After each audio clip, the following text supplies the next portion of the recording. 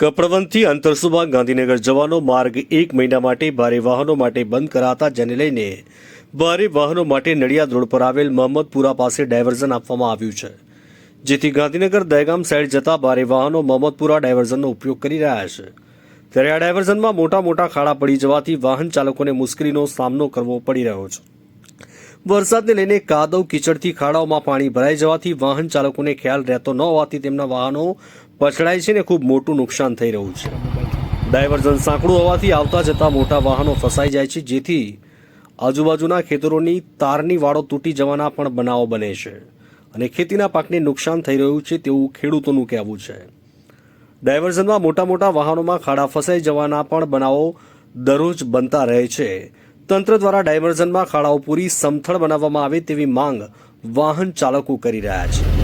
Altaf Sheikh, Kapadvanj.